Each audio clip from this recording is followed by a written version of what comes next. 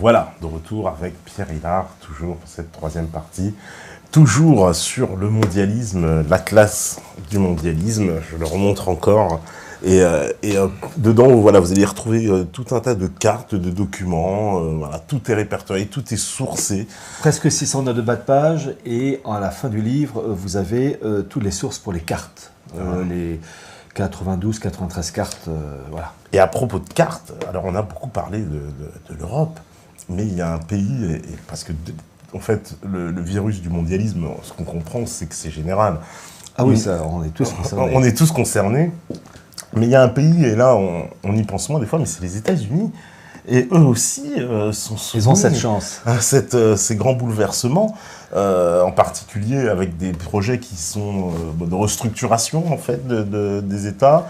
Et puis, jusqu'à l'ALENA d'aujourd'hui, qui est une espèce de CE, version américaine. Nord-américaine. Ouais. Alors, le coup des États-Unis, c'est intéressant parce que, donc d'abord, les États-Unis, c'est la création du colonialisme anglais. Vous avez eu des rivalités au sein des élites anglaises et américaines. Et vous avez par exemple, dans la première moitié du 19e siècle, ce président américain, Andrew Jackson, qui a tout fait et obtenu que la banque américaine ne soit pas privée, soit sous le contrôle de l'État. Et d'ailleurs, il a demandé à ce qu'on mette sur sa tombe « J'ai tué la banque Oui. ». Ouais, c'est un coriace. C'était, je ne sais plus, il avait un surnom, le chêne, je ne sais plus quoi. Enfin, bon. Et la création de la Fed en 1913 est une révolution puisque c'est une banque privée et qui fait que l'émission monétaire dépend du privé et de groupes oligarchiques en lien avec la City. Bon. Et dans cette idée de gouvernance mondiale qui se prépare déjà durant la Première Guerre mondiale avec le président Wilson et son bras droit, son éminence grise, le Colonel House, qui vont être à l'origine de la création du CFR, le Council on Foreign Relations, pour les États-Unis, et Chatham House, l'équivalent, mais pour le Royaume-Uni, vous avez déjà des ébauches d'État mondial avec la SDN. Et une chose, car il faut en parler avant de parler du régionalisme, quand j'étais en classe, en troisième, seconde, etc., on nous parlait toujours des 14 points du président Wilson, de la SDN, et on disait toujours, dans les bouquins d'histoire, les profs disaient toujours, que les États-Unis avaient refusé d'intégrer la SDN. D'accord, très bien. Mais ne donnez pas la cause.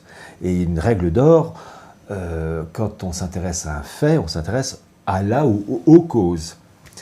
Et je donne les causes, les explications pourquoi les États-Unis n'ont pas intégré cette entité supranationale qui était la SDN, une sorte de pré-gouvernement mondial, parce que ce sont des choses qui se préparent sur des dizaines d'années. Eh bien, vous avez je crois que ce sont deux sénateurs américains, l'un qui s'appelait Lodge et l'autre Borah, qui vont tout faire et obtenir pour que les États-Unis n'intègrent pas la SDN. Pourquoi ?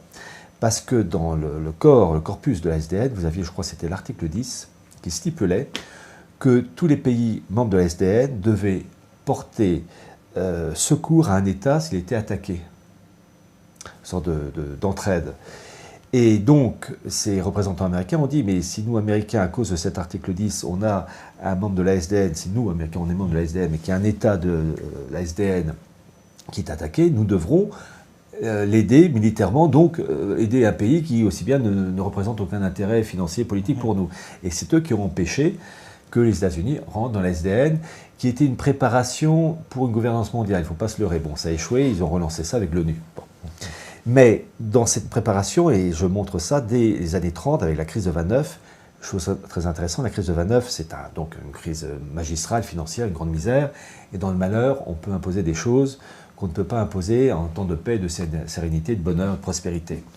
Et dès les années 30, dès 1934, ils vont mettre en place, les élites américaines, les États-Unis en 12 blocs régionaux. Je rappelle que les États-Unis, à cette époque, étaient constitués de 48 États. Maintenant, c'est 50 parce qu'il y a eu l'Alaska et les îles Hawaï dans les années 50 qui ont fait que c'est maintenant 50 États, mais à l'époque 48, donc 12 blocs régionaux avec un super gouverneur dépendant du président des États-Unis. Puis vous allez avoir en 1935, les États-Unis, il y a toujours des projets de remaniement qui vont être subdivisés en 9 blocs régionaux appelés départements, comme pour les révolutionnaires français, avec cet esprit de jacobinisme et de centralisme, où chaque dirigeant de ce bloc dépend du président des États-Unis. Bon, arrive la Seconde Guerre mondiale, vous avez encore des projets dans les années 50, mais celui qui va véritablement bouleverser le corps interne administratif américain en vue d'une gouvernance mondiale, c'est le président Richard Nixon, avec un document qui est l'Executive Order 11647. Tous ces documents, je les cite dans le livre, parce qu'il suffit, j'en profite déjà pour vous le dire, chers auditeurs, de taper Richard Nixon Executive Order 11647 et vous tombez directement sur le document, parce que toutes les archives des présidents des États-Unis sont publiées sur Internet. Donc 11647 Executive Order, et qui subdivise l'État américain en 10 grands blocs régionaux avec un super gouverneur dépendant du président des États-Unis. Il y a une sorte de jacobinisme, et la chose a été peaufinée avec ensuite le président Carter. Il y a eu un moment de blocage avec le président Reagan, et puis ça a repris ensuite avec Bush père, Bush fils, et Obama a vraiment finalisé le projet. Et ça va très loin, parce que ces États-Unis développés et organisés en 10 blocs régionaux, eh bien cela concerne par exemple la FEMA. La FEMA, c'est cet organisme qui est chargé de gérer tous les problèmes en tout genre assaillant donc toutes les crises. Toutes les crises. Et la carte de la FEMA s'appuie sur 10 blocs régionaux, inspirés déjà donc du fameux Executive Order 11647 de Richard Nixon.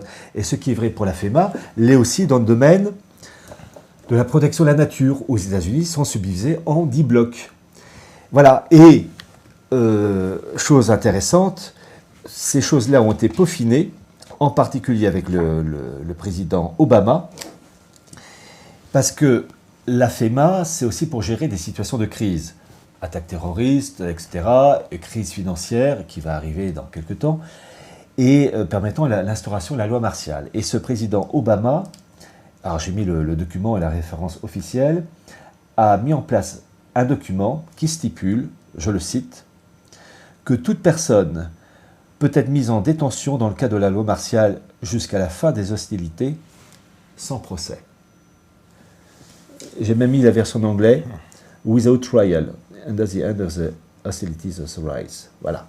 Donc en fait, ces blocs régionaux, ces 10 blocs régionaux dépendants de l'autorité du président des États-Unis, sont là pour, en période de crise, mais crise violente, de verrouiller le corps américain aux dépens des libertés fondamentales et avec des mesures répressives, puisque en cas de crise violente, ces citoyens américains peuvent être arrêtés à tout moment, sans procès, without trial. Voilà. Donc il faut voir, voyez-vous, je disais, on parle des Allemands, il faut toujours faire la distinction entre le peuple allemand victime et les élites oligarchiques allemandes qui, elles, sont à la pointe dans la construction européenne. Mais il faut penser aussi au peuple américain victime et les élites américaines qui, elles, sont mondialistes. Alors vous allez me dire Trump, tiens, on va en parler. En fait, le mondialisme, et j'en parle aussi, il se subdivise en 2 branches. Vous avez le mondialisme planétarien et le mondialisme unilatéraliste. Le mondialisme unilatéraliste, c'est le mondialisme de la gouvernance mondiale voulu par les anglo-saxons jusqu'à Obama, où en gros le monde est organisé au bénéfice des intérêts anglo-saxons et les autres pays n'ont que les miettes. C'est ça. Le mondialisme planétarien, c'est le mondialisme défendu par Poutine. Et c'est très intéressant, le fameux discours très structuré que Poutine, j'ai mis la référence, a prononcé en 2014, où il dit qu'il veut un nouvel ordre mondial, en toutes lettres, politique, économique, juridique, avec des unions régionales, avec une interdépendance, le tout dans le cadre d'un l'ONU organisé et modernisé. Et il dit dans ce discours vraiment extrêmement profond, passionnant de 2014, le problème, nous n'arrivons pas à nous entendre avec les anglo-saxons dans le partage des intérêts. Eux, ils veulent tout le gâteau. Avec l'arrivée de Trump, certains ont cru qu'il voulait renverser cette tendance des administrations précédentes, Obama, Bush, etc. Alors, en fait, au sein du monde anglo-saxon, vous avez 2 grandes factions. Vous avez la faction qui veut les États-Unis, le monde anglo-saxon, à la tête du projet de la gouvernance mondiale, et puis l'autre faction qui veut des États-Unis relativement forts, mais pesant quand même d'un certain poids dans la gouvernance mondiale, mais avec une répartition plus ou moins équilibrée des intérêts de chacun. Et avec toute la prudence, parce que d'ailleurs je l'écris même dans le livre, l'administration Trump, soutenue par Kissinger, semblerait se ranger vers une forme d'organisation, enfin souhaiterait s'engager dans une répartition équitable des intérêts. Je dis bien semblerait, parce qu'en fait vous avez des pressions terribles de la partie adverse, et en particulier les néoconservateurs. Et Trump l'a dit il y a 1 mois et demi, 2 mois, dans le Wall Street Journal, il a résumé la situation en disant « Je suis nationaliste et globaliste ». Très intéressant. En fait, il dit nationaliste, faire des États-Unis un État solide, pesant lourd, dans un monde globalisé. Alors, chose très intéressante, l'importance de l'étude du judaïsme, avec ses répercussions politiques, relations internationales, il faut comprendre pourquoi. Parce que vous avez, face à Trump, Poutine qui est soutenu par une communauté juive, les Lubavitch de Ber el-Lazar. Et cette communauté est extrêmement importante, et comment il s'appelle, Poutine, est vraiment engagé auprès de cette communauté juive, Lubavitch, au point que dernièrement, je lisais ça, il a versé 1 mois de son salaire à la construction du musée du judaïsme Lubavitch. Voilà, c'est entre autres. Et vous avez du côté Trump, sa fille, Ivanka, qui est mariée à un juif, Jared Kushner, qui appartient au mouvement orthodoxe aussi Lubavitch. En sachant que vous avez en plus des variantes dans ce milieu-là, parce que tout n'est pas bloc monolithique. Et il y a des tentatives d'entente entre ces milieux Lubavitch côté américain autour de Trump et Lubavitch du côté de Poutine, avec malgré tout aussi des dissensions internes. Mais vous avez aussi des factions juives qui s'opposent violemment, méchamment, et c'est la faction Rothschild, libérale, libertaire, à ce rapprochement, d'où les bagarres internes. Et comment ces bagarres peuvent être vues et constatées? Rappelez-vous, je vous ai parlé tout à l'heure de cette bagarre à mort entre d'un côté les sionistes français, anglais, américains, face aux sionistes allemands, qui voulaient la même chose, mais simplement l'un, foyer juif en Palestine, sur la direction de la cité de l'autre, sur la direction de Berlin. Là, actuellement, on est dans la phase finale où il y a une volonté de créer un grand Israël, des rives de l'Euphrate jusqu'au Nil. Et j'ai la carte de Théodore Herzl, volume 2, page 711 de ses carnets personnels, qui, c'est toujours très intéressant de le rappeler, important de le rappeler, c'est que ce mouvement sioniste qui se disait officiellement laïque, en fait, Théodore Herzl, en présentant cette carte, s'appuie sur une référence biblique de la Genèse, 15-18, où Dieu dit qu'il donne la terre du Nil à l'Euphrate. Donc en fait, le sionisme, en fait, c'est un paravent laïque, mais c'est un fond religieux, avec reconstruction du temple, etc. Donc actuellement, vous avez une tentative de création d'un grand État d'Israël qui passe par la parcellisation des États musulmans, l'Irak, la Syrie, etc. L'Arabie Saoudite, avec les liens particuliers avec le Qatar, ce sont des frères ennemis, l'Iran chiite, enfin bref, ils se tapent entre eux. Et ce que j'ai pu montrer, vous allez voir le lien avec le monde Lubavitch et juif en général, ce que j'ai pu prouver, c'est que ce qui se passe actuellement au Proche-Orient est intimement lié à ce qui se passe en Ukraine et en Crimée. On peut s'étonner pourquoi. À l'origine, vous aviez une communauté turcophone, 7e, 8e, 9e siècle, qui va se convertir au judaïsme, les fameux Khazars, qui occupaient en gros la zone géographique, le milieu de l'Ukraine au niveau de Kiev, tout l'est de l'Ukraine jusqu'à la mer Caspienne et la Crimée. Et la Crimée, vous aviez même une présence juive, on a trouvé des menorahs en Crimée, à la péninsule du Kertch en particulier. Bon. Eh bien, vous avez des rivalités entre factions juives qui considèrent ce territoire ukrainien et la Crimée comme une seconde Judée. Et certains disent que le véritable territoire des Juifs, ce n'est pas le Grand Israël, mais l'Ukraine et la Crimée. Et j'ai mis les documents israéliens en langue anglaise qu'on peut retrouver, qui dit qu'il faut en fait favoriser une migration juive vers l'Ukraine et la Crimée. Pourquoi ça doit être revivifié? Et donc vous avez des bagarres entre clans juifs, avec certes des raisons d'ordre énergétique, oléoduc, gazoduc, raisons stratégiques, le fait qu'il y ait deux bases militaires sur la côte syrienne russe Pourquoi? Certes, c'est pour combattre certaines choses au Proche-Orient, mais aussi pour avoir un pied-à-terre devant l'immense réserve de gaz qui se trouve au large des côtes israéliennes, syriennes, chypriotes, les réserves de gaz du Tamar et du Léviathan. Colossal. Donc chacun veut la part du gâteau, il y a du fric derrière tout ça. Il y a aussi des rivalités d'ordre spirituel. Certains estiment qu'il faut mettre plutôt le paquet sur le Grand Israël, d'autres disent plutôt le côté ukrainien et Crimée. Et tout ça, c'est lié à l'histoire des Khazars, et entre autres, il est même dit que ce territoire khazar, à un moment donné, s'est étendu jusqu'à la Lituanie actuelle, Vilnius, qui a été, à la fin du XIXe siècle, un grand centre du judaïsme avec la création du Bund, qui allait donner ensuite le Parti communiste, etc., les mencheviks et compagnie. Donc en fait, il faut bien comprendre, il faut jongler avec des intérêts purement matériels, mais aussi des rivalités spirituelles. Ils se tapent entre eux. Vous avez en particulier un document que je cite de 2014, où ce document israélien dit « Les Juifs ukrainiens, donc soutenus par l'Occident, sont en guerre contre les Juifs russes ». Lubavitch qui soutiennent Poutine. Et il explique pourquoi. J'ai repris les passages clés. Ce sont des bagarres entre clans juifs pour des raisons d'ordre spirituel, politique, énergétique. Il y a un gâteau à se partager, mais aussi des zones géographiques considérées plus importantes que d'autres pour le Grand Israël, ou plutôt l'ancien territoire khazar. Pour avoir fait plusieurs émissions en fait, sur la situation au Donbass, il a bien été établi qu'on trouvait effectivement une faction juive des deux côtés qui finançait à la fois du côté russe et à la fois du côté ukrainien. Ouais. Et donc, surtout que, d'autant plus presque incompréhensible du côté ukrainien, puisqu'ils soutiennent aussi des groupes nazis. Oui, qui n'a ni logique quand on sait le passage à tabac particulièrement violent de la Seconde Guerre mondiale. C'était bon. Mais pour aller dans le sens de ce que vous dites, mais complètement.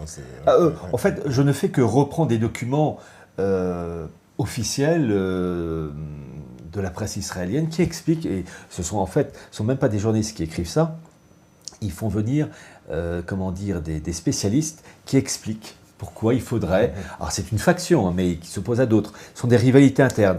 Et donc, bien comprendre que ce qui se passe au Proche-Orient, c'est lié à l'Ukraine et la Crimée. Qui aurait cru? Oui. Ça ne vient pas à l'esprit comme ça. Parce qu'il y a aussi une dimension quand même géostratégique de contrôle de cette partie-là, de Heartland, le fameux Heartland des Britanniques. Voilà, en fait, vous avez, ça c'est Mackinder qui, au début du XXe siècle, avait établi l'île mondiale, l'Eurasie pour faire court, et puis les territoires périphériques. Et le monde anglo-saxon a la hantise de voir ce monde eurasien unifié. Parce que ce serait un bloc d'une telle puissance politique, économique et démographique, le monde anglo-saxon serait évincé. Et toute la bagarre actuellement se situe entre, en gros, la Turquie et les côtes du Yémen, donc entre les deux, Syrie, Arabie Saoudite, Qatar, Iran, ou en lien avec la route de la soie, les corridors énergétiques, les ponts, les routes, les autoroutes, les passages de bateaux, eh bien, vous avez un partage du gâteau, chacun veut sa part, et il y en a qui tapent plus que d'autres. Et c'est ça le truc. Alors, intéressant, un titre d'information, la route de la soie, depuis 2013, enfin depuis les années 2010, a un nouveau nom. C'est un sigle en anglais, OBOR, O-B-O-R, pour One Belt, One Road. Une ceinture, une route. Alors j'en parle aussi dans le livre. C'est ça que j'ai essayé de faire dans ce livre, de réunir les différents morceaux du puzzle politique, administratif, juridique, énergétique et spirituel, en montrant que tout ça c'est lié et qu'il y a des factions entre elles qui se tirent dans les pattes pour la part du gâteau. Et elles n'arrivent pas à s'entendre pour le moment. Et leur objectif, pour bien le rappeler, le projet global, est d'en terminer avec les organisations traditionnelles telles qu'on les connaît, comme les nations, pour arriver à des espèces de gros blocs supranationaux. Voilà, des blocs régionaux. Des blocs régionaux. Alors, il y a une ironie, c'est que, ça me permet de rebondir, je cite Poutine, qui plusieurs fois a souhaité établir une unité géographique et politique, économique, financière, etc., avec l'Union européenne et l'Eurasie. Le fameux Eurasie. Comme il dit d'ailleurs lui-même, de Lisbonne à Vladivostok. Vladivostok, ouais. Et c'est là où on peut se poser la question, d'abord une remarque, ce qu'il propose correspond exactement au livre de George Orwell, 1984, où vous avez Eurasia, Estasia et Océania. Et d'ailleurs j'ai mis la carte où vous avez la partie en violet qui va de Vladivostok à Lisbonne, c'est ce que veut Poutine, ben c'est dans 1984, et puis Océania, Eurasia, puis la zone en jaune qui est disputée par ces trois grandes puissances. Chose très intéressante, ce que propose Poutine, à l'origine, le premier à l'avoir demandé, c'est pas Poutine, c'est Gorbatchev. En 1984, devant les députés britanniques à Westminster, où il a souhaité cette unité de l'Europe et de la Russie. Alors il n'a pas dit de Lisbonne à Vladivostok, il a dit la maison commune. Donc c'est très intéressant de voir que ce que propose Poutine, c'est un projet à l'origine d'un mondialiste comme Gorbatchev, mais qui n'a pas su à son époque obtenir gain de cause. Parce qu'entre mondialistes, là aussi je vous dis, il y a une guerre à mort. Donc Poutine souhaiterait donc établir ce bloc unifié de Lisbonne à Vladivostok, mais il y a une chose qui devrait quand même faire réfléchir, c'est que le monde russe condamne avec raison le caractère décadent de l'Occident, mariage pour tous, GPA, on est gâté de ce côté-là. À partir du moment où on établit un bloc unifié de Lisbonne à Vladivostok, on établit une liberté de circulation des biens, des hommes et des idées. Et donc la vérole occidentale que Poutine et ses amis condamnent, ils vont, avec la libre circulation, ils seront balayés. Ouais. Ils vont se faire contaminer. Et il ne faut jamais oublier cette vérité première, la merde est contaminante.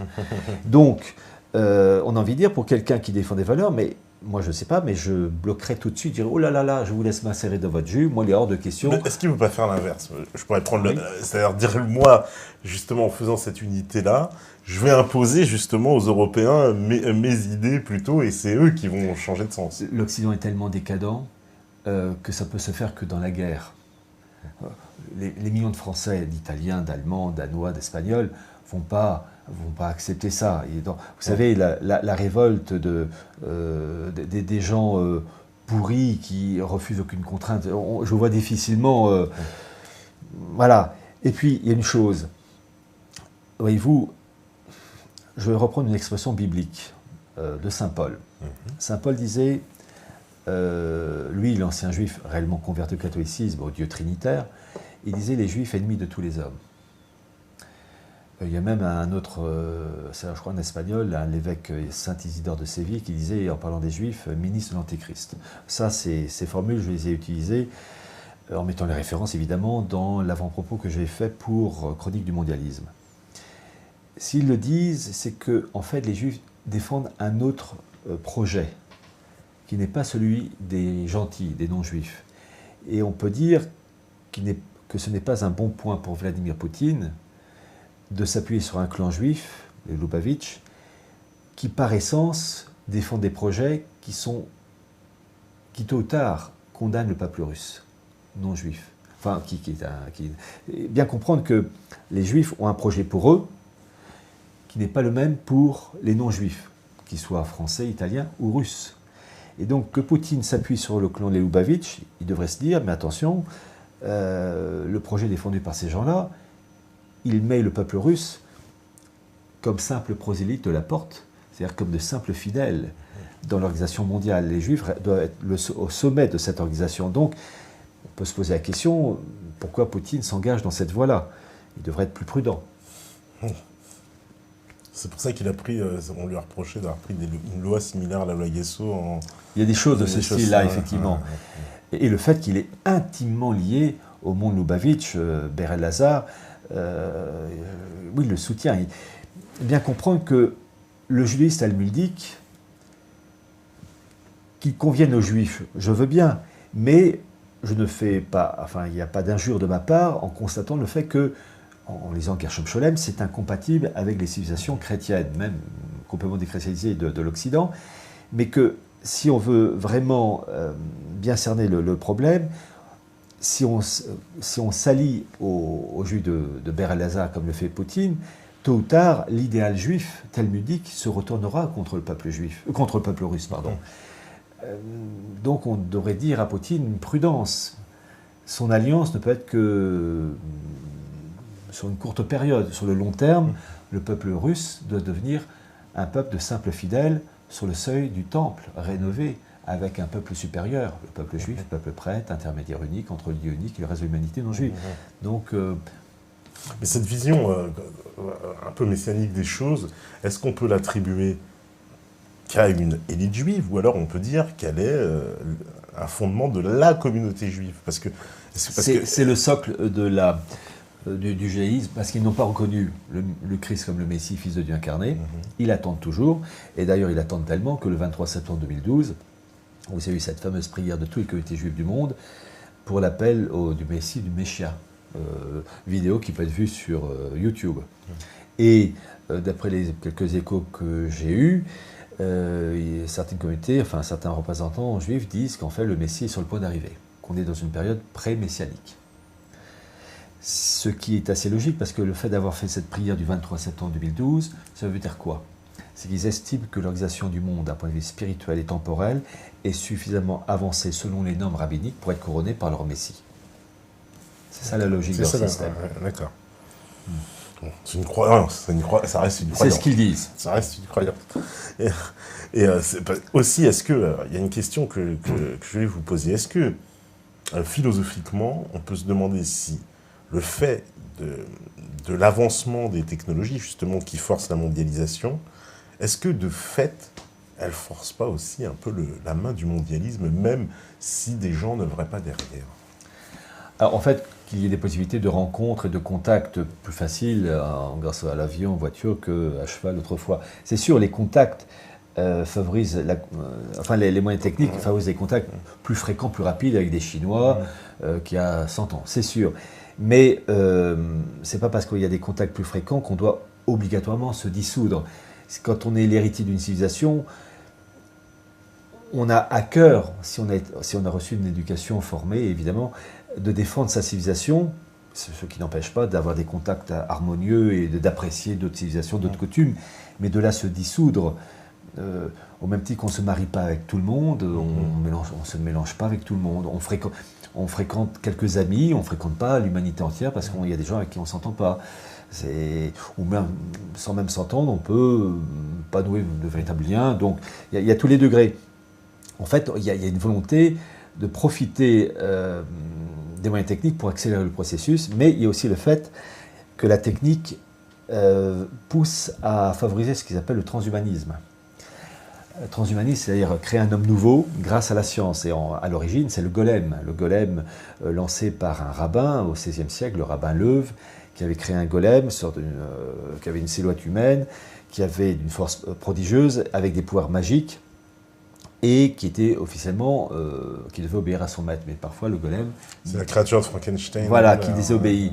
Et ce golem, c'est très intéressant parce qu'il y a un article qui est publié sur le site Retour aux sources, que je vous ai montré tout à l'heure, qui est un article d'actualité juive, qui explique que Dark Vador, que le film donc Star Wars, s'est imprégné de littérature et de mystique juive, et que Dark Vador a des inscriptions en hébreu sur sa poitrine sur ce qu'ils appellent un Oshen. Oshen, c'est un pectoral qui se trouvait sur la poitrine du grand prêtre Aaron du temps de l'Ancien Testament. Et cet article d'actualité juive, donc je ne fais que reprendre ce texte, précise qu'il y a dans ce texte sur la poitrine de Dark Vador le mot golem inversé.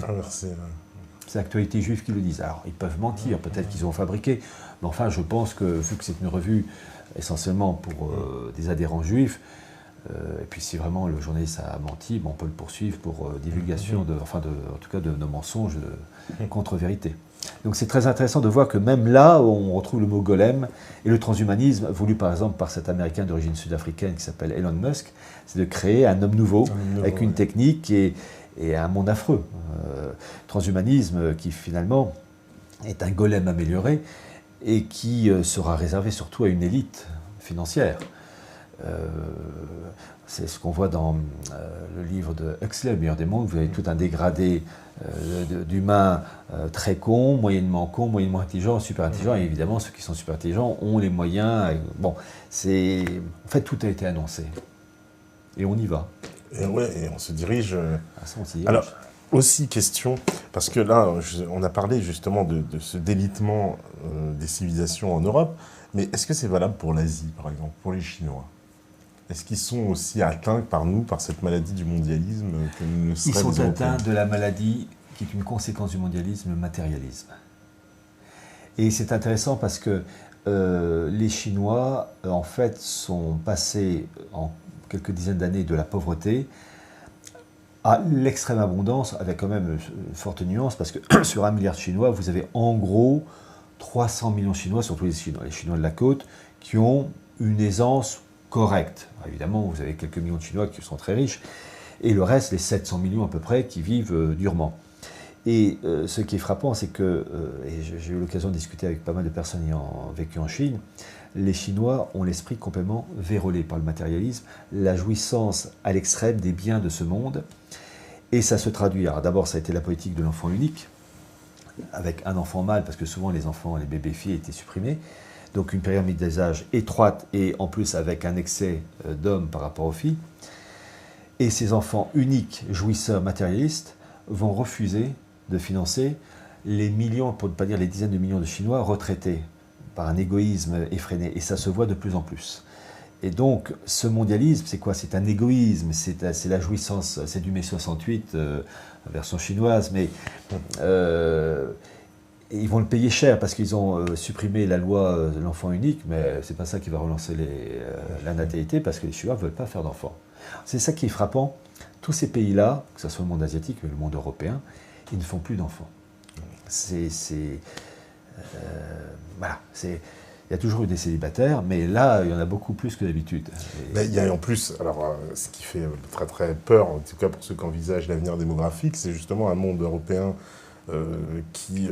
avec une courbe de la démographie qui est complètement à la baisse, mais en revanche, un monde subsaharien africain qui est lui en pleine explosion totale. Alors, oui, alors ça, j'en parle aussi. Et toujours avec, si je puis dire, ma marotte, de chercher les origines profondes. Et ces origines, on les trouve en particulier de mondes sans frontières et de populations mélangées dans un livre que j'ai lu. L'original est scanné sur le site Gallica, pour vous dire, comme c'est complotiste à mort. C'est le livre du révolutionnaire Anarkasis Klotz, La République universelle, qui est la version XVIIIe siècle, pour dire gouvernance mondiale. Bouquin qui est sorti en 1792. Et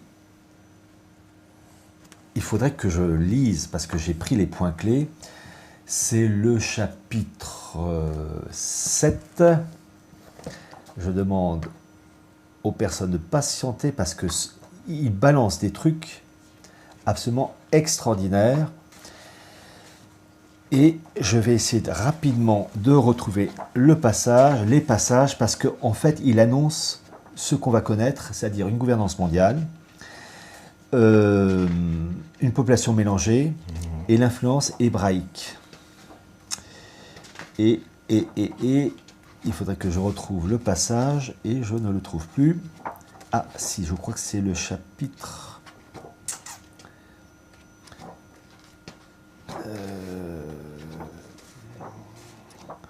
Ça c'est le portrait masque mortuaire de Martin Luther.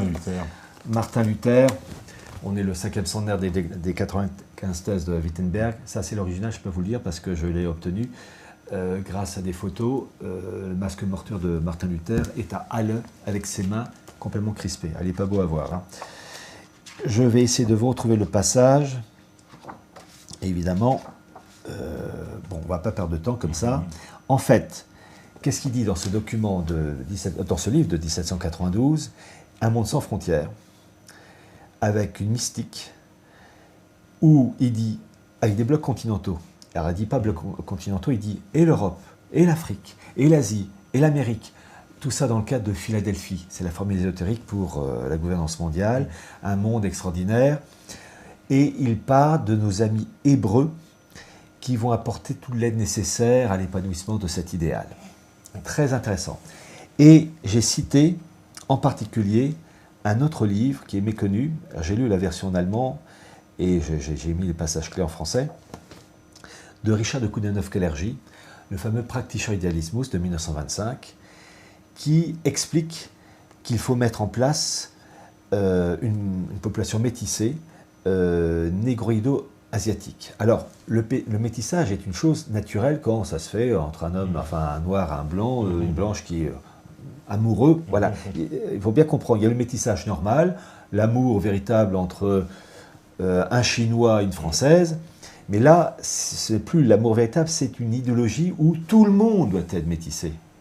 C'est différent. Entre le cas, il cède, voilà, très bien, en sachant quand même qu'il vaut mieux se marier aussi avec un fond religieux et philosophique commun, parce qu'on ne vit pas que d'amour et d'eau fraîche. Mais il y a le métissage normal, et puis il y a le métissage idéologique, où on doit faire la bouillie de tout le monde. Et il le dit, et il dit à un moment donné, comment il s'appelle, Richard de Koudenov-Kalergi, qu'à la fin, l'Europe, en fait, ce qu'il veut, c'est d'abord créer une élite avec un métissage entre les élites aristocratiques et juives. Deuxièmement, il dit qu'il faut un mélange de population où l'esprit brahmane et l'esprit des mandarins prendra la place et prendra le dessus sur l'esprit chevalier. En fait, il écrit en toutes lettres, qu'il faut une orientalisation de l'Europe. C'est dans le bouquin, les passages, les références. Et donc, c'est la destruction de l'Europe. Et Richard de Koudenov-Kalergi, qui va être en particulier financé par Max Warburg, on en a parlé tout à l'heure, qui va être le fondateur de la Pan-Europe. La Pan-Europe, la fameuse. Et quand il mourra en 1972, son successeur sera Otto de Habsbourg, présenté par qui? Par le président Georges Pompidou, un ancien de la Banque Rothschild, président Pompidou qui dans les années 60 était le trésorier de la Pan-Europe France, vous voyez, ça je raconte tout ça dans le bouquin.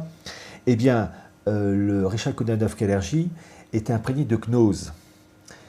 Et dans son livre, Praktischer Idealismus, quand il parle du christianisme, c'est la gnose à plein nez, il dit que le christianisme, c'est un judaïsme régénéré. Et ça, c'est la gnose. Donc on voit bien comprendre que le fait de créer une gouvernance mondiale, mélange de populations, mélange de religions, une hiérarchie des populations, les élites juives, les non-juifs, une gnose, la Kabbale, tout ça, ça a un impact politique, économique, psychologique, affectif. Et la finalité de tout ça, on ne va pas tarder à le voir normalement, puisqu'en 1988, vous avez eu la fameuse revue The Economist, qui appelait à la mise en place d'une monnaie mondiale, appelée Phénix, avec la couverture de l'oiseau sortant des flammes et des cendres de billets de marques, d'euros et de yens qui brûlent, et puis voilà, est prévu pour 2018. 2018, oui. Alors, chose très intéressante, et j'en parle aussi parce que ça va de pair avec la gouvernance mondiale. Voyez-vous, avant de parler de la monnaie mondiale, il faut parler de l'euro. Comment l'euro a été créé? Ça a été créé à partir d'un panier de monnaie. Marques, francs, lire, pesettes, etc. Et ce panier de monnaie, de différentes monnaies européennes, ça a été le substrat pour passer à l'étape supérieure, l'euro. Eh bien, là, ils ont fait la même chose. Vous avez 5 monnaies mondiales, dollars, euro, livre sterling, yen, et la dernière monnaie qui vient d'intégrer ce panier fin octobre, début novembre 2016, c'est le yuan. Et ces 5 monnaies constituent ce qu'on appelle le panier de monnaie pour passer à l'étape supérieure, la création d'une monnaie mondiale. Alors, ils disent 2018, ils peuvent avoir du retard, hein, si c'est 2019, je ne leur en veux pas. Mais c'est révélateur, on voit que c'est le même processus, mais de ce qui s'est fait pour l'aspect européen, mais à l'échelle planétaire. Chose intéressante, toujours ces rivalités, et vraiment j'insiste là-dessus, ces rivalités entre factions oligarchiques qui se tirent dans les pattes pour le partage du gâteau et la hiérarchie. Vous avez en 2010 Strauss-Kahn, qui était le patron du FMI, qui avait pondu un rapport que j'ai publié, et les passages clés, qui proposait une monnaie mondiale appelée Bancor. Eh bien, la faction oligarchique américaine qui défend le dollar n'a pas aimé du tout. Et on peut légitimement se dire que l'événement du Sofitel avec Strauss-Kahn, à mon avis, ça a été retour à l'envoyeur. Voilà. Ouais, parce que ça dérangeait... une faction oligarchique. C'est marrant parce que le mot Bancor, il avait déjà tenté de l'imposer à Bretton Woods. Exactement, en avec Keynes. Exact, ce que vous dites est tout à fait juste. Ils avaient déjà... En fait, là c'était Bancor ou Phoenix, mais c'est un projet ancien. Je tiens à préciser une chose, pour toutes ces idées de gouvernance européenne et mondiale. Le premier, à ma connaissance, à avoir émis l'idée d'une gouvernance européenne, c'est début XIVe siècle, sous le règne de Philippe le Bel, avec un juriste français qui s'appelait Pierre Dubois, qui avait déjà élaboré une idée de gouvernance européenne. Un autre, au début du XVIe siècle, au début du XVIIe siècle, c'est un ministre d'Henri IV qui s'appelait Sully, qui avait élaboré une politique du grand dessein, et aussi une politique de gouvernance européenne. Bon. Mais à ma connaissance, celui qui a évoqué l'idée d'une gouvernance mondiale, sans utiliser l'expression, mais l'idée est là, c'est toujours première moitié du XVIIe siècle, un moine français, imprégné de gnose et de cabale. Ce moine français s'appelait Émeric Crusset, C-R-U-C, accent aigu, vous pouvez le retrouver sur Internet, puis il y a des ouvrages là-dessus, qui avait établi l'idée d'une gouvernance mondiale en réunissant tous les chrétiens d'Europe, donc à l'époque catholiques, protestants, orthodoxes, œcuménistes à la Vatican II, plus les musulmans, plus les juifs, plus les Chinois, les Perses et l'ajout de la Moscovie, c'est l'expression pour parler des Russes, avec monnaie mondiale, libre circulation des biens et des personnes, et comme capitale du monde, Venise. Il est vrai qu'à Venise, vous avez le ghetto juif. À l'époque, vous avez le ghetto juif qui était grand centre, qui était la city de l'époque. Voilà. Première moitié du XVIIe siècle. C'est ça que j'essaie de faire comprendre dans ce livre, Atlas du mondialisme, les origines profondes, le déroulement et la situation actuelle qui n'est pas arrivée comme ça. Oui, qu'il y a des racines, profondes. Qui est très profonde voilà. Historiquement, quoi. Voilà. Que ça prend pas, parce que souvent on va avoir l'impression que c'est une idée très moderne. Ah non, finalement, on repasse les mêmes chemins avec une technique en plus, des mots différents, pas toujours même.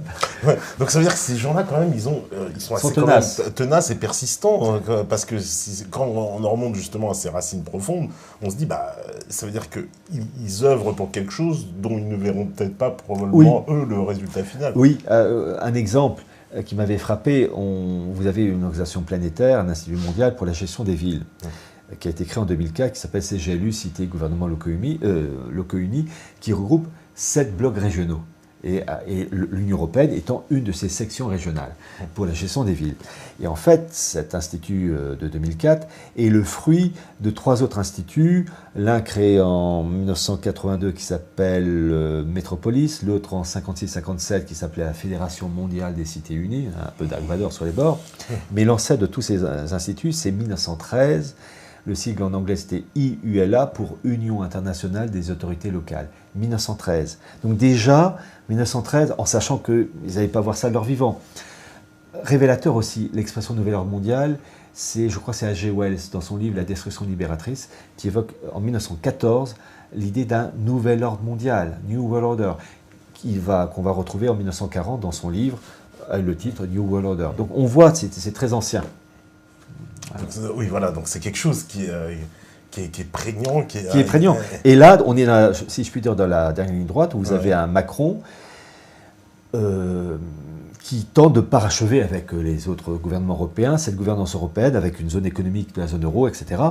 Macron, et c'est ça qui est sidérant, je vais vous dire une chose, l'élément clé, c'est se former. Si les Français avaient eu une véritable culture politique, historique et religieuse, jamais Macron n'aurait été élu. Si les Français avaient une véritable culture politique, économique, religieuse, ils auraient su que Macron était un young leader de la Fondation franco-américaine de la promotion 2012. Alors je rappelle la Fondation franco-américaine qui a été créée en 1976 par les présidents Giscard et Ford. Depuis 1981, il recrute ce qu'ils appellent des young leaders, c'est-à-dire des personnes appelées à occuper des postes élevés dans le texte, politique, économique, militaire, journalistique. Macron, alors évidemment avec des soutiens financiers multinationaux, et ils ont toujours les moyens là. Et Macron est de la promo 2012, et dans la même promo, il y a qui ? Il y a Édouard Philippe, le Premier ministre. Et il faut que tout change pour que rien ne change, comme disait l'écrivain italien, je vous disais Lampedusa. Macron succède à qui ? Au young leader, François Hollande, de la promo 1996. Et qui avait un certain nombre de young leaders dans le gouvernement, Nouvelle-Cassel. Et en plus, il y avait ça, et Sarkozy avant, il y avait des... Sarkozy avant, pareil, Vauquier, etc. Voilà. Enfin, il y en a eu... Voilà, donc en fait... C'est interminable en plus. S'il y a vraiment une chose qu'il faut comprendre, il faut impérativement se former, avoir le système immunitaire, psychologique, moral, mental, pour ne pas se faire avoir par le système qui nous fourgue les mêmes plats avec simplement un vernis qui change. Et 90% des Français mordent à l'hameçon. Les Français ne sont pas formés, enfin c'est vrai pour les Espagnols et tous les peuples. C'est ça le drame, et c'est ce que j'ai essayé de faire avec ce bouquin. Oui. Donc ces élites françaises complètement cooptées, complètement soumises... Bruno Le Maire, dernièrement, membre du gouvernement Macron, a mis en place un système juridique qui obéit non plus à la loi du droit romain, mais à la loi anglaise, avec la langue en anglais. C'est-à-dire que la formation doit se faire en anglais, en France. Voilà, bon, mais que les Français ne se plaignent pas. S'ils avaient... Le drame, depuis des dizaines d'années, il n'y a pas de formation. Je pense à des personnes comme Yann Moncomble, Jacques Bordiot, Pierre Virion, qui avait écrit, et puis Monsieur de Lassus, son fameux livre « La conjuration antéchrétienne » sorti en 1910, où lui avait tout annoncé. Mais les Français, mis à part une poignée, ils n'ont pas lu. Et je sais que ce livre, en fait, il n'est pas pour la masse, il est pour quelques hommes et quelques femmes curieux, qui vont lire, qui, j'espère, pourront le transmettre à une descendance curieuse. Mais bon, on travaille pour un petit groupe, en fait. Je vais prendre quelques questions aussi, parce que sinon ils vont... Mais il faut répondre aux auditeurs. Ils vont faire les pas gars, tous les auditeurs, parce qu'il y a plein de questions, mais bon. Alors, on me dit bonsoir Pierre, que penser de la barrière de la langue comme obstacle à la régionalisation programmée de l'Europe? Ça sera l'anglais. Ça sera le Pidgin English. Ça sera un anglais. Le globish. I am very content to see you. Voilà. Bon, je caricature, mais en fait, c'est ça. Ça sera un anglais trafiqué de base, avec un anglais de meilleure qualité pour les élites. Parce qu'il faut bien trouver une langue. Il n'y a pas de secret déjà au Parlement européen et dans un sens européen. Auparavant, c'était le français et l'anglais, et même c'était d'abord le français qui était la langue de communication. Maintenant, c'est plus la peine d'en parler, c'est l'anglais.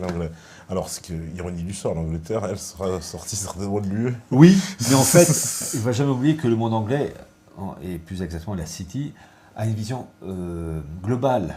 Donc, l'Union européenne fait partie des plans de la City, comme l'Afrique, comme l'Amérique du Sud, comme l'Asie, et en particulier l'Asie, puisque la Chine a un rôle très important, un rôle de la soie. Voilà, donc, en fait, la sortie de l'Angleterre, c'est un réglage des intérêts politiques, financiers. C'est pas un divorce, c'est un réglage. Après, il faut que ces élites, entre elles, s'entendent dans la répartition du gâteau. Je te cède ça, tu me donnes ça. D'où les bagarres. Mais sur le fond, elles sont d'accord. C'est ça que les gens ne comprennent pas. C'est comme Trump. Trump est comment peut-on croire qu'un Trump soit antimondialiste quand on sait son parcours de milliardaire? On ne peut pas arriver à ce sommet sans montrer patte blanche. Un Trump qui a été pendant des années ami des Clinton. Il a même, je crois, il a financé un peu, oui. je crois. Trump a été financé par le juif américain, je ne sais plus, Schneersohn, je ne sais plus son nom, à hauteur de 100 millions de dollars. Enfin bref, mais c'est une faction oligarchique qui soutient Trump face à d'autres factions oligarchiques qui s'y opposent. Ce sont des guerres entre factions. C'est ça que les gens ne comprennent pas. Ils voient le mondialisme comme un bloc. Il n'y a pas des gentils, il n'y a pas de méchants. Et quand Trump disait que je suis nationaliste et globaliste, il veut les États-Unis forts, pesant lourd dans une gouvernance mondiale. Voilà. Après, ce qu'il va réussir, ça c'est autre chose. Un petit mot d'ailleurs sur parce que tout à l'heure on a évoqué un petit peu le groupe de Milner, mais c'est parce que dans le fameux livre de Carol Quigley, ça s'arrête en fait dans les l'histoire secrète, l'histoire secrète de l'oligarchie anglo-américaine, mais tout ça s'arrête en fait après la Seconde Guerre mondiale. Oui, 50-60, voilà. Ça. Mais ce qu'on peut dire, pour résumer un peu ce livre, c'est qu'il y a une énorme influence, donc à un moment donné, de ces personnes-là, qui avaient aussi un projet de globalisation, puisque Cecil Rhodes, lui, il parle d'un empire anglo-américain et d'une... Oui, lui, il appartenait à cette faction de gouvernance mondiale où la base était anglo-saxonne. Il n'avait pas compris que la finalité de la gouvernance mondiale, les anglo-saxons ne sont que des outils. Un outil super moderne, d'accord, mais un outil, il a travaillé avec Nathaniel de Rothschild, qui travaillait aussi avec Milner, etc., et avec, comment il s'appelle, Theodor Herzl, et d'ailleurs c'est révélateur, petite digression, quand il y a eu la fameuse déclaration Balfour, Balfour a présenté ce document à qui? À Walter Rothschild, qui était le fils de Nathaniel Rothschild, qui travaillait avec Theodor Herzl. Donc, à chaque fois, il suffit de lire les carnets personnels de Theodor Herzl et les écrits d'autres spécialistes israéliens qui vous racontent ça, mais il faut être curieux. Voilà, non mais donc ça sera l'anglais. Donc ce sera l'anglais. L'anglais, enfin un anglais quand même dégradé pour eux. Voilà. Alors, le fanatisme religieux trouve-t-il son origine dans le divin ou son inverse? En fait, pour faire court et surtout concret, vous avez deux mondes qui s'opposent. Le monde du nouveau judaïsme, que j'appelle la nouvelle synagogue, qui s'est mis en place avec le rabbin Akiba et les autres, Anassi, etc. Et le modèle opposé, face à qui c'est construit, c'est le monde catholique. Je ne dis pas ça parce que je suis catholique, c'est-à-dire que, par honnêteté, le Talmud se serait construit face au shintoïsme, je caricature, j'aurais dit que, bon, il faut bien comprendre, la nouvelle synagogue qui s'est mise en place entre 100 et 500, s'est construite uniquement en opposition au catholicisme. Pourquoi? Parce qu'il y a, pour ces gens du Talmud, l'horreur absolue qu'il faut anéantir, détruire, et qui n'existe pas dans les autres religions, entre l'islam, c'est qu'il y a le principe de l'incarnation. Il y a cette horreur absolue qui est que le Christ se présente comme fils de Dieu incarné. Et ça, les Juifs, enfin les dirigeants, enfin en tout cas les gens du Talmud, s'y opposent violemment parce que pour eux, c'est une aberration, c'est une insulte. Ils attendent le vrai Messie qui doit apporter la gloire à Israël. Donc cette chose-là, il faut la détruire. Le principe d'incarnation, c'est vraiment le principe d'incarnation, c'est l'élément clé qu'on ne trouve pas dans les autres religions. Il n'y a pas de principe d'incarnation dans l'islam. Donc c'est ça qu'il faut détruire. Ils ont la haine. C'est l'incarnation, c'est le truc qui bloque. C'est la kelipa. Et la kelipa qui passe, qui est donc l'impureté, qui est la kelipa suprême qu'il faut faire disparaître. Et comme ça, le roi Messie, comme ils le disent en toutes lettres, pourra venir. D'accord. Alors, on lui dit, Monsieur Hillard, merci pour tout votre travail. La conclusion de votre analyse est que la victoire temporelle de l'Antéchrist est imminente. Entre parenthèses, ce qui me semble évident au vu des événements. Je vous ai déjà entendu parler de mesures matérielles pour suivre au chaos à venir. Pourriez-vous développer sur ces mesures plus spirituelles? Alors, déjà, il y a une chose, c'est que je ne m'amuserai jamais à donner de date. Simplement, on peut penser qu'on se rapproche d'une période pré-messianique de tentative de parachèvement d'un idéal ancien voulu par la nouvelle synagogue. Et la fameuse prière du 23 septembre 2012 le prouve. Simplement, je peux vous dire qu'ils vont échouer. Bon, le problème, c'est qu'on va passer une période un peu agitée, et autant il faut lire, mais autant il faut aussi se préparer en ayant des filtres à eau, des réserves de nourriture. Pour ceux qui peuvent acquérir des armes légalement, pas qu'ils le fassent, parce qu'on a droit de sauver sa peau, sa femme, ses enfants, etc. Voilà, il faut se dire qu'un jour, il va y avoir un événement où il n'y aura plus d'électricité. Manger, le supermarché il aura été dévalisé, parce que lorsque cette crise va arriver, ça va être le chaos, la panique, les magasins dévalisés, et il faudra se dire, qu'est-ce que j'ai dans les tiroirs, dans les placards, pour ne pas crever de faim, de froid, et boire de l'eau potable. Donc prenez des dispositions. C'est maintenant, la cigale et la fourmi, hein. Pensez à la fourmi, ne soyez pas cigale. Alors, on me dit aussi... oui. Monsieur, un ami m'a récemment dit qu'il existerait bien un lien entre la couronne d'Espagne et la famille des Habsbourg, ce qui, selon lui, remettrait sérieusement en cause la légitimité du fameux Louis XX. Qu'en pensez-vous? Alors là, j'avoue, je ne connais pas ces liens concernant ces deux familles. Là, je ne pourrais pas répondre. Alors, vous savez, on découvre, on apprend tous les jours. Là, je ne connais pas les liens dynastiques, des liens... Oui, il y a des mariages, oui, il y a du mariage, mais de là à dire, là je ne peux pas répondre, je ne connais pas. D'accord. Voilà, je reviens, parce qu'il m'a fait là. Alors, on m'a posé une question aussi sur le titre du... voilà, le titre de... Comment dire? Du Kaiser. Voilà, on me dit, Monsieur Hillard, j'ai beaucoup cherché, mais jamais trouvé pourquoi Bismarck a refusé au roi de Prusse le titre de Kaiser von Deutschland, mais Deutscher Kaiser. Et cela est-il lié juste après à ce qui établit le Kulturkampf avec pour objectif, voilà, de détruire l'Église catholique en Allemagne. Alors, pour cette histoire-là, c'est pas Bismarck, c'est le roi de Prusse qui allait donc devenir empereur d'Allemagne, Guillaume Ier, qui n'a pas voulu, pour des raisons d'ordre, peut-être de hiérarchie par rapport aux autres princes, à l'histoire de la Prusse. Bon, en fait, c'est pas capital ce genre d'information. Ce qu'il faut plutôt voir, c'est s'intéresser à la politique de Bismarck et à son banquier Bleich Schröder, parce que c'est lui qui menait la barque avec Bismarck. Et ce qu'a fait Bismarck, il n'a pu le faire qu'en accord avec les Rothschild. Guillaume Ier, donc empereur d'Allemagne, n'a fait que suivre. Mais quand je vois cette unification de l'Allemagne, puisque, voilà, on l'a évoqué tout à l'heure, donc l'Allemagne, c'est composé de tous ces petites principautés, etc. Bon, tout éclate avec Napoléon.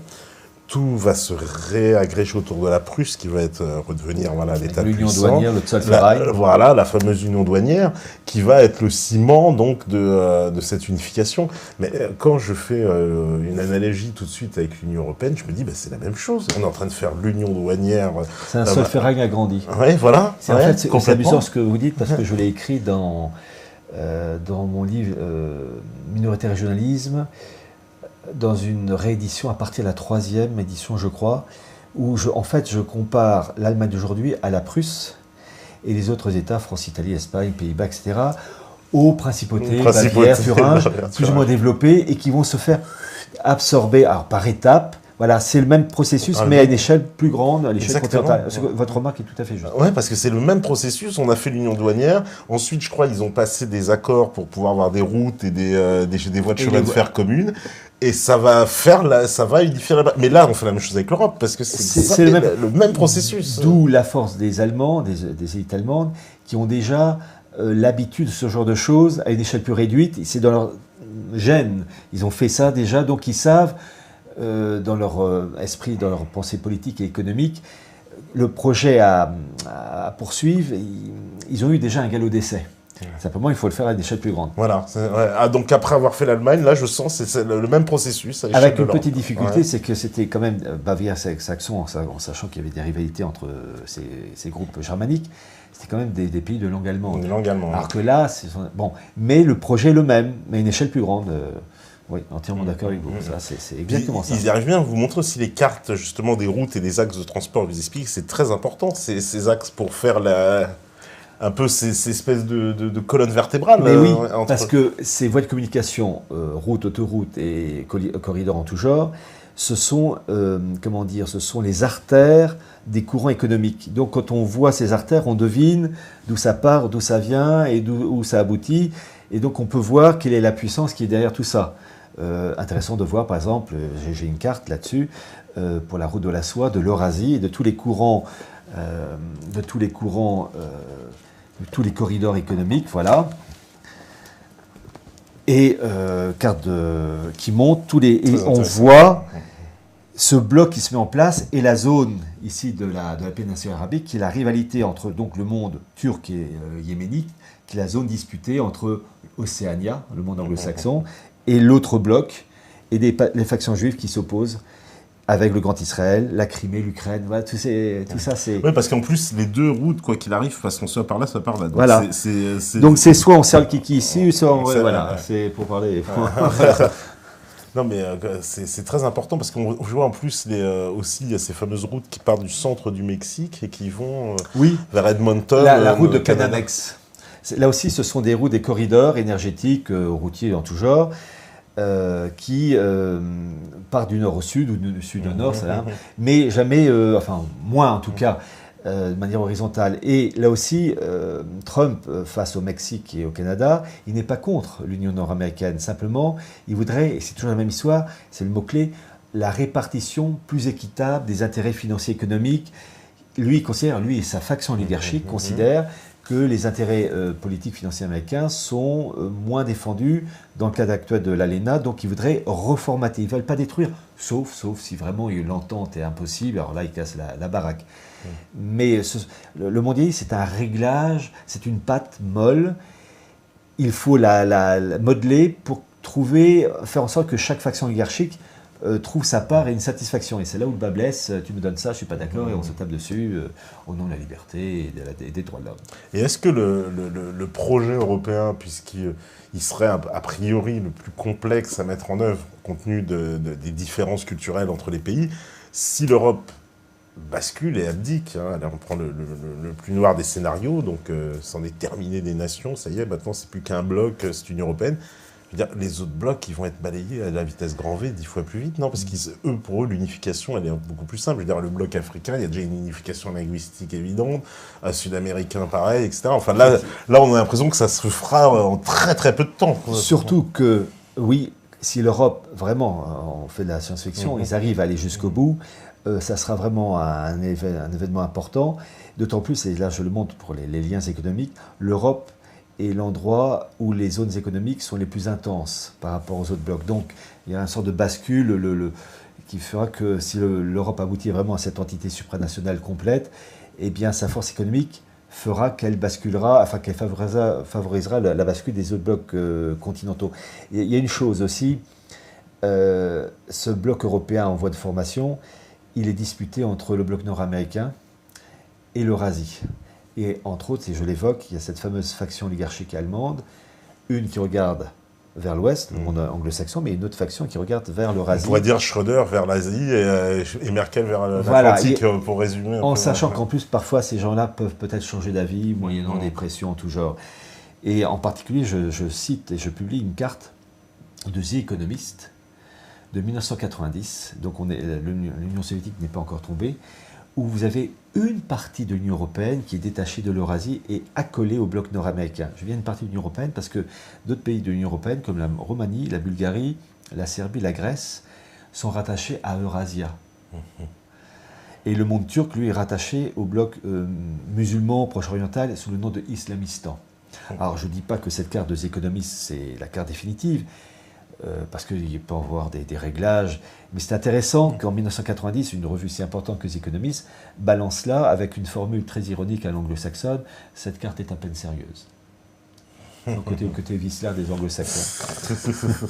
Ils sont énormes. Alors, je vais reprendre une petite question encore.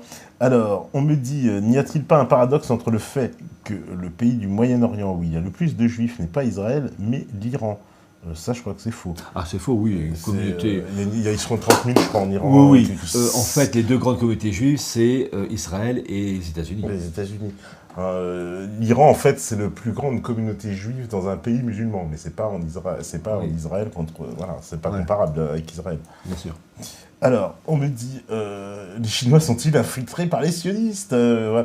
Comment se placent-ils par rapport au sionisme? C'est vrai que, est-ce qu'ils sont influencés? Parce que c'est vrai que j'ai l'impression d'avoir un monde quand même plus hermétique du côté asiatique à tous ceux dont on a, tout ce qu'on a évoqué. Ils font partie du système dans leur engagement effréné dans le matérialisme. Voilà.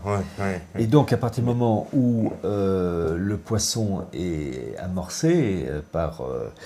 Ils intègrent la pensée sioniste de gouvernance mondiale. Simplement, les Chinois, le monde asiatique, veut une grosse part du gâteau. Voilà, ils se laisseront pas faire, en fait. Oui. En fait, ce sont des rivalités entre clans, avec des choses comme monnaie mondiale qui se prépare. Il y a aussi la dématérialisation de la monnaie. C'est-à-dire qu'une monnaie purement numérique qui fait qu'on paiera soit par portable, soit par... J'ai vu en Suède, ça a commencé à grande échelle. Et ça, pour contrôler Big Brother, va être ravi. On saura exactement qu'est-ce que vous avez acheté, où, à quel endroit, à quelle heure, enfin bref. Et le monde asiatique participe à ça aussi. Simplement, il fait partie d'un gros morceau. Enfin, il y a des gros morceaux, c'est le monde asiatique, le monde anglo-saxon. Et nous, pauvres Français... Pris en sandwich, en hamburger, quoi. Avec Macron en plus. Sauce américaine. Alors oui, question. Alors ça, c'est la grande question. Est-ce que l'islam est-il toujours le dernier rempart du mondialisme? Une citation qu'on vous a traitée. Alors, c'est vrai, je l'ai dit. Et je vais redire ce que j'ai dit lors des conférences dernières, à Nice ou à Grenoble. Les musulmans, d'abord je ne parle pas évidemment des musulmans qui se font sauter, ce ne sont pas des musulmans, avec les attentats, et souvent en plus des attentats, mon Dieu, quand on cherche un peu, on sait que c'est téléguidé par des puissances étrangères, mais je parle du musulman basique. Les musulmans respectent encore des valeurs classiques, naturelles, qu'on ne trouve plus en Occident. Donc je reconnais, et je l'ai dit, je le redis, que les musulmans donc défendent des valeurs et c'est tout à leur honneur. Et je cite quelquefois cette expression, il est plus facile d'organiser une Gay Pride à Paris ou à Berlin, aller faire ça à Marrakech, à Alger ou Tunis, bon courage les mecs. Bon. Mais autant je défends, par honnêteté, je dis que les musulmans défendent encore des valeurs qu'on ne trouve plus, ou quasiment, enfin très peu en tout cas en Occident, autant je dis malgré tout, que dans le cas du noachisme, l'islam ne gêne pas la synagogue. Parce qu'il y a des éléments clés, Dieu unique, pas d'incarnation, Jésus simple prophète et pas de sacerdoce. Mais est-ce qu'il n'y a pas en plus alors moi, ça, c'est un élément clé. Et je rajoute une petite dose de piment qui ne parle pas aux musulmans. Voilà. Mais est-ce que justement, ça en fait pas plutôt carrément l'islam une compatibilité absolue avec le mondialisme, dans la mesure où dans l'islam, il n'y a pas de nation. On reconnaît que la nation, c'est la Oumma, la nation musulmane. Donc, qui dit pas de nation, pas de territoire, puisqu'en plus, pareil, il y a une conception dans l'islam de je suis partout chez moi, enfin Dieu n'a pas de frontières. Donc est-ce que l'islam n'est pas justement complètement finalement compatible avec ce nouvel ordre mondial, et d'où, pour aller aussi dans le sens que vous avez dit, dérange tellement pas ce noachisme à l'échelle mondiale qu'à la limite il s'y accommode, il peut avoir sa petite place. Autant je dis que les musulmans défendent des valeurs qu'on ne trouve plus malheureusement en Occident, autant le fait de dire, en lisant en fait les livres, entre autres du rabbin Ben Amozeg, que le noachisme ne gêne pas la synagogue dans le cadre, que l'islam n'est pas gêné par, non plus exactement le noachisme, la fatigue est là, le noachisme va, convenir à l'islam en lien avec la synagogue, puisque les principes clés, et qu'en bout de course, oui, le noachisme étant la dernière marche qui précède la gouvernance mondiale. La gouvernance mondiale, c'est un peuple juif, peuple prêtre, supérieur à tous les autres peuples non juifs, qui sont de simples fidèles ou prosélytes de la porte au seuil d'un temple reconstruit. Alors là, c'est ça qu'il faut faire pour eux, pour les élites juives. Mais, et c'est ça que j'ai écrit, parce qu'il faut dire les choses aussi telles qu'elles sont. Je ne suis pas là pour plaire. Quand je disais que l'islam défendait encore certaines valeurs, je me suis fait traiter d'islamophile. Non, c'est parce que par honnêteté. Mais en contrepartie, je constate que le noachisme, l'islam dans le cadre du noachisme ne gêne pas la synagogue. Et là, ce n'est pas un frein au nouvel ordre mondial. C'est-à-dire que le nouvel ordre mondial peut se mettre en place avec un islam qui respecte ces 4 principes. Donc du coup, c'est pour ça qu'on peut estimer que quelqu'un comme George Soros, qu'on va plutôt placer du côté des élites de la communauté organisée, il a un CV, lui, il trouve ça très bien que des millions de musulmans viennent en Europe, puisqu'il ne contrecarre pas le projet finalement global. Disons que ces millions de musulmans qui viennent en Europe vont permettre l'orientalisation d'un continent, comme le souhaitait Richard Kodanov-Kalergi, une Europe qui sera plus brahmane et de l'esprit des mandarins que de l'esprit chevalier. Mais il y a une chose, c'est que malheureusement, ces élites oligarchiques mettent de l'huile sur le feu pour aviver les tensions entre Européens et musulmans. On peut avoir des relations de courtoisie avec les musulmans, mais le problème, c'est qu'on met de l'huile sur le feu. Et je l'ai dit déjà en conférence, et je le redis, je comprends que les musulmans aient une dent dure à l'égard des Européens, et je leur demande d'avoir une dent dure surtout à l'égard des dirigeants, parce que nous, Français de base, on n'est pas responsables. Ne jamais oublier que les élites oligarchiques anglo-saxonnes et juives, parce que je pense au plan Oded-Yinon de 1982 de parcellisation du Proche-Orient, ça a flanqué une telle pagaille que des centaines de milliers de musulmans sont morts. En Irak, en Syrie, et ceux qui vivent dans des conditions matérielles atroces. Se procurer une bouteille d'eau fraîche en Syrie, en Irak, il faut voir. Les musulmans, ils en ramassent plein la gueule, il faut quand même le dire. Simplement, c'est ça qui est terrible, ces élites vont profiter de d'abord flanquent la pagaille dans ces pays. J'ai les cartes de Ralph Peters ou de Robin Wright qui parcellisent tous ces pays musulmans. Là, le fameux projet de Oded-Yinon de parcellisation en 1982 de tout le Proche-Orient. Alors certains disent que ça a été inventé. Je dis dans ce cas-là, le Oded-Yinon, si c'est son vrai nom en plus, on peut lui attribuer le grand prix du roman d'anticipation parce que vraiment, tout ce qu'il a annoncé en 82, c'est ce qui se passe. Mais bien comprendre que les musulmans dans ces pays-là en ramassent plein la figure.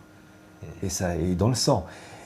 Après, c'est ça qui est terrible, c'est qu'on va se servir de la souffrance de ces gens-là pour les balancer ensuite en Europe, et ça va créer des chocs, des drames et des guerres. Au profit de qui? Oui, alors le fameux choc des civilisations théorisé par Bernard Lewis en 1957. 1957. Alors, ça, parce que là, on le vit clairement, ce choc des civilisations-là. On n'est même qu'au début. On en est qu'au début. Ça monte. On en est qu'au début.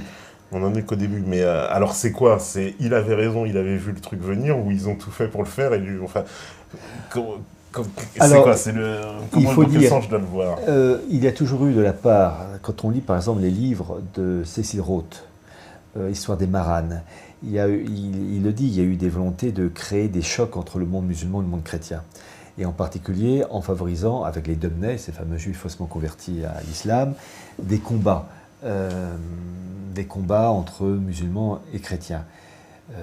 Mais il n'empêche, il force de reconnaître que lorsque l'islam a conquis à partir du 8e siècle toute la péninsule arabique, ensuite l'Afrique du Nord, enfin l'Afrique, Mashrek et Maghreb, et ensuite la péninsule ibérique, et puis ensuite jusqu'à Poitiers, 732, là c'était quand même pas des juifs qui les poussaient à la roue, même si, il faut quand même le dire, par honnêteté intellectuelle, c'est Cécile Roth qui le dit, lorsque les musulmans sont arrivés en 711 à la péninsule ibérique, en fait l'Espagne visigothique, les juifs vivant dans cette Espagne, cette future Espagne, enfin l'Espagne visigothique, les ont accueillis à bras ouverts. Parce qu'ils faisaient déjà un double jeu en plus. Et les ont soutenus, ont soutenu les musulmans dans leur conquête de l'Espagne. Tout à fait. C'est écrit noir sur blanc par Cécile Roth, et voire même lorsque les troupes musulmanes continuaient leur chemin vers le nord, il y a des populations juives qui faisaient des gardes et surveillance de villes de chrétiens. C'est Cécile Roth qui raconte ça. Donc c'était les meilleurs alliés juifs et musulmans dans cette Espagne. Et il y a eu... Voilà, de retour après une petite coupure normalement. Technique, normalement vous n'avez pas loupé grand-chose, ça n'a pas du tout coupé trop longtemps. Donc on évoquait voilà, le cas de cette alliance juif-musulman dans le cadre de l'Espagne islamique. Alors pour ceux qui voudraient vérifier, d'abord je me suis servi de ce livre de Cécile Roth dans l'avant-propos que j'ai fait pour le livre de Carol Quigley, L'histoire secrète de l'oligarchie anglo-américaine, pardon. Le livre, c'est Histoire des Maranes, Cécile Roth, Roth, R-O-T-H. Vous l'achetez sur Amazon, c'est ce que j'ai fait. Et il est factuel, et voilà. Je ne suis pas là pour plaire, je suis pas là. Les faits sont les faits, et c'est comme ça. En tout cas, dans le mondialisme, moi, ce que j'en retiens, c'est que la religion qui dérange le plus, c'est le christianisme, quand même. Alors, le catholicisme, même. Oui, parce que ce judaïsme nouveau s'est mis en place, comme je vous dis, entre 100 et 500. Et l'élément clé, peu importe les convictions des personnes qui nous entendent, bien comprendre que pour la nouvelle synagogue, l'élément clé qu'ils haïssent, c'est le mot, si je pouvais trouver un mot encore plus dur, c'est le principe de l'incarnation. Ça, c'est le truc inadmissible qu'à la seule incarnation, pour eux, c'est leur messie à eux, pas ce truc. Voilà. Et ce principe d'incarnation, ils ne le trouvent pas dans les autres religions. Donc, même si les autres religions peuvent présenter quelques difficultés, cet élément clé ne concerne que le christianisme. Et là, ils le disent eux-mêmes.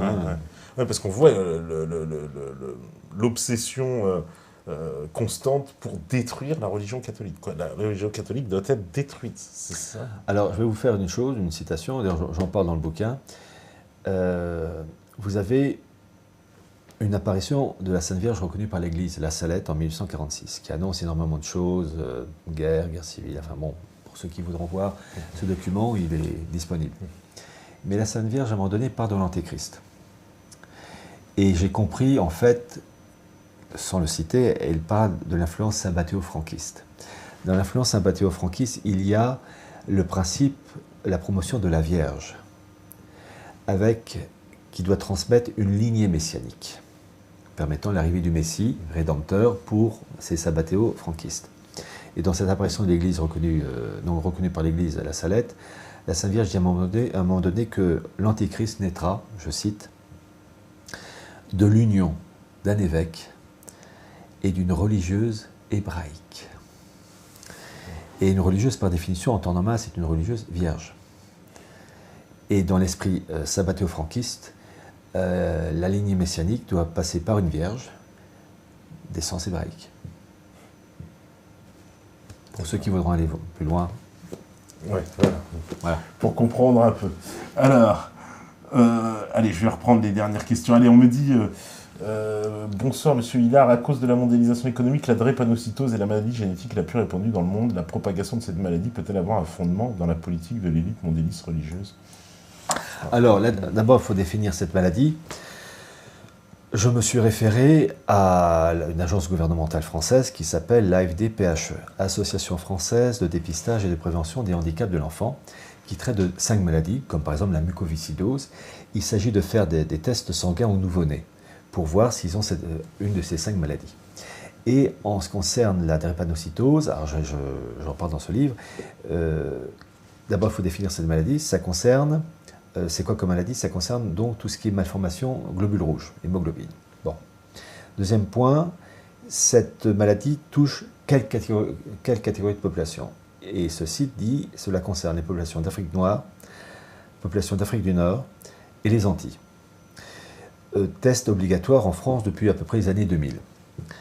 Et donc, ça ne concerne pas les Blancs et les Asiatiques, sauf exception évidemment. Donc, ça concerne population noire et arabe. Bon.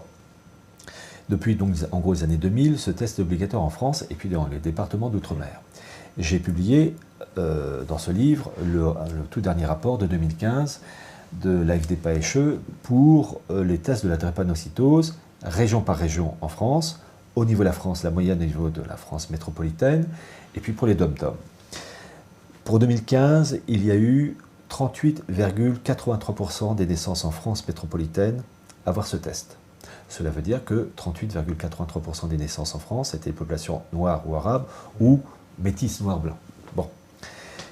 Le chiffre le plus bas, c'est en gros 8% pour la Bretagne et presque 75% pour l'Île-de-France. Donc ça veut dire que presque 75% des naissances en 2015 en Île-de-France étaient des populations noires et arabes. Et entre les deux, 42%, 45%. Pour l'outre-mer, l'île de Mayotte, 100%. Pour Wallis et Futuna et la Polynésie française, 0,28% avoir eu le test. Donc, en fait, on a une photo de ce qui attend la France, et à des différents degrés les États européens, c'est-à-dire une population kosovare.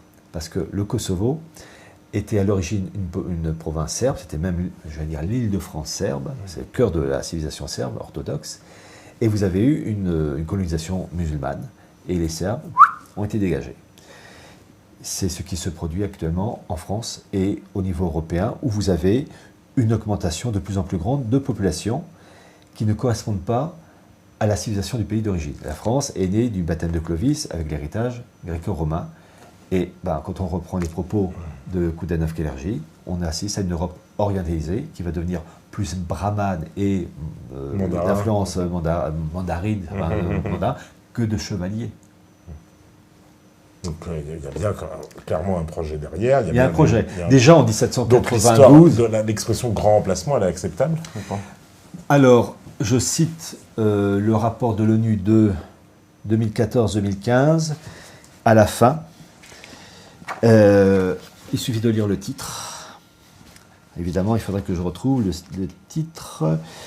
le titre de ce document. Voilà.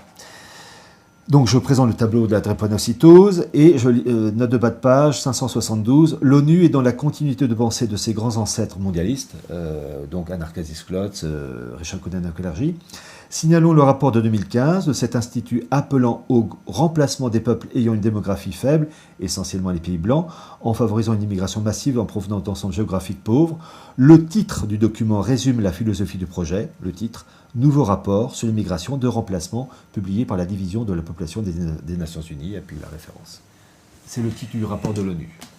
Voilà, donc tous les gens qui parlent grand remplacement, c'est de la conspiration, non, etc. C'est le document de l'ONU de 2015. J'ai mis la référence, vous tapez il suffit d'abord de taper le titre et vous tombez sur le document officiel. Ça, c'est...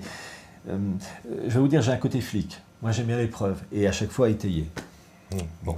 Et donc, sauf distraction de ma part, même s'il y a... Allez, je fais la publicité pour ce bouquin, mais il est possible qu'il y ait 1-2 erreurs. Mais fondamentalement, ce n'est pas ça qui changera, j'allais dire, le cadre général, sur 600 notes de bas de page. Oui, complètement. Oui. Donc voilà, l'affaire du grand remplacement, comme quoi tout ça fait partie aussi l'ONU. Et encore, je dois dire une chose, je n'ai cité que ce document. Que ce document. Parce qu'en fait, il y en a d'autres, il y a des rapports ultra développés. Et compte tenu que je devais rendre le manuscrit à une date, je ne pouvais pas aller plus loin. Donc, et surtout que je souligne parce que le nouveau secrétaire général vient de la branche immigration. Il était précédemment à la tête du programme. Justement, oui, c'est un Portugais, je crois. Voilà. J'ai plus son nom. Oui, ils sont logiques. Hein. C'est logique. C'est logique. Oui. En même temps, c'est logique. C'est logique. Quand on lit ça, c'est complètement logique.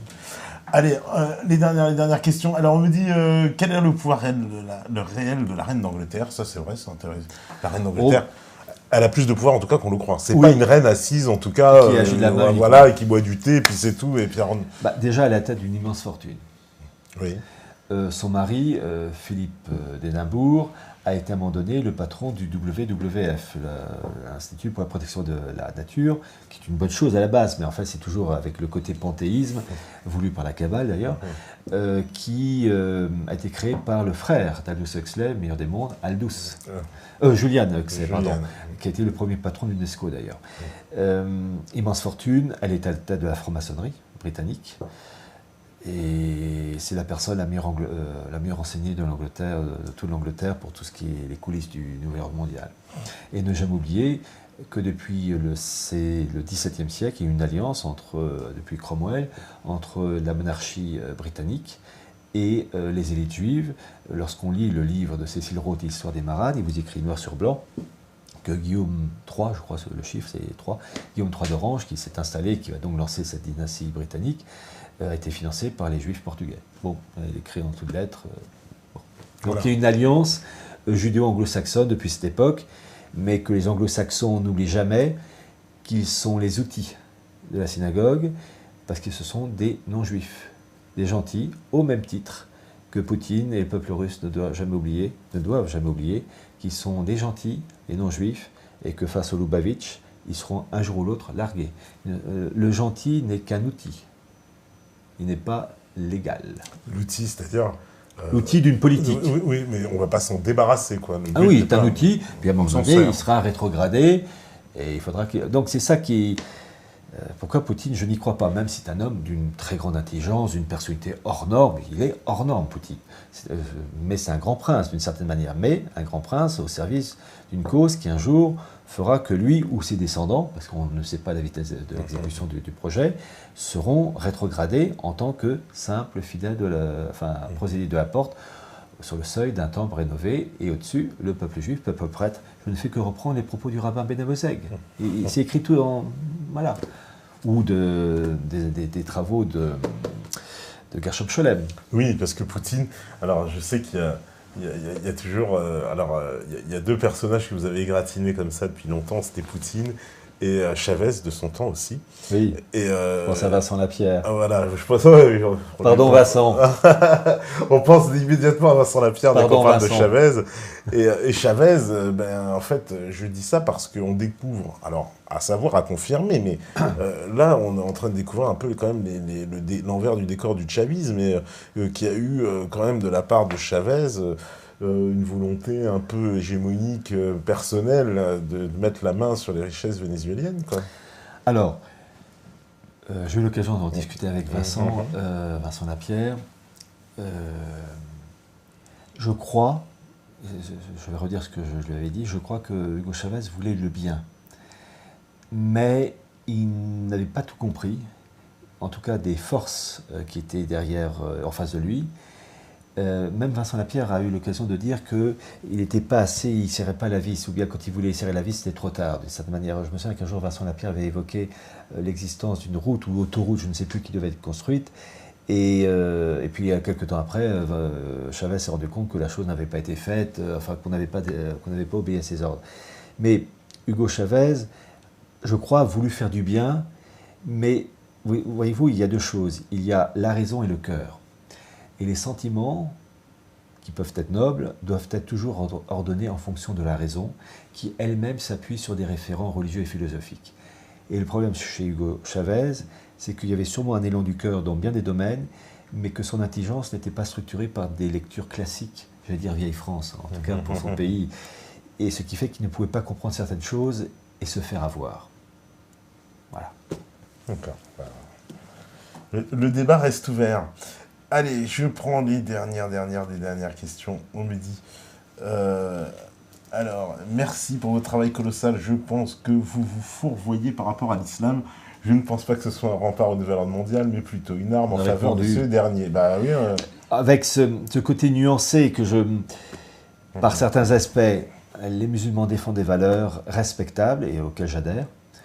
Mais en même temps, force est de constater, quand on lit tout ce qui a trait au nouachisme, l'islam classique, je ne parle pas du wahhabisme et de l'islam contaminé par les frères musulmans ou les Domnay, l'islam classique, les éléments de base ne heurtent pas le nouachisme en faveur de la synagogue. Ça, d'un point de vue factuel, on coche les cases, ça rentre. Non, là, je suis obligé de le dire. Autant je défends d'un côté, mais je dois reconnaître que l'autre, il faut être franc jusqu'au bout. Et je suis d'une nature directe, donc je ne vais pas faire ça. Hein. Allez, dernière question. Aujourd'hui, le nouachisme, dans sa philosophie, avec justement le peuple prêtre au-dessus et les non-juifs en dessous, clairement on y est.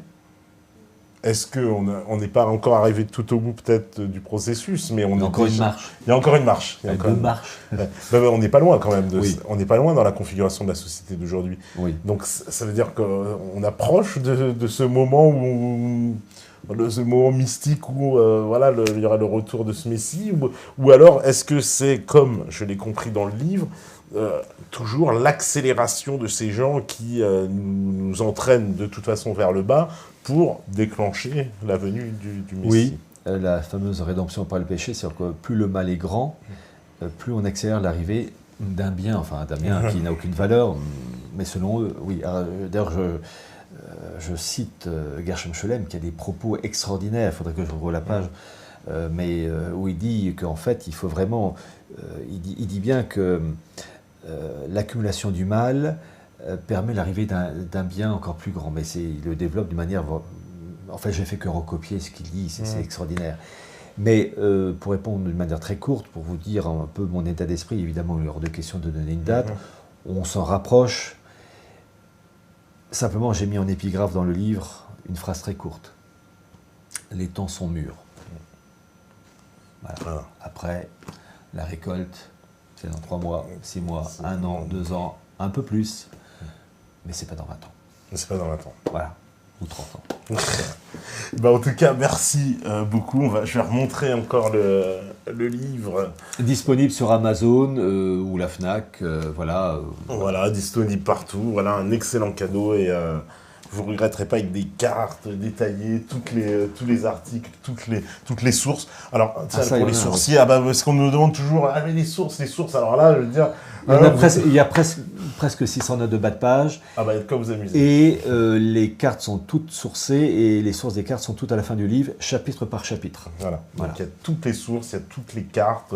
Beaucoup de cartes inédites d'ailleurs pour ceux qui pensent que ce seraient les mêmes qu'on avait fait dans la première émission. Il y en a d'autres. Ah oui. Énormément. Il y a quelques cartes du passé que j'ai utilisées, mais la plupart sont inédites. Et quand je dis inédites, certaines n'ont jamais été publiées depuis leur parution en 1901 ou 1903. Hein. Voilà. Donc si vous voulez voir les cartes, allez-y et faites-vous plaisir pour ce livre.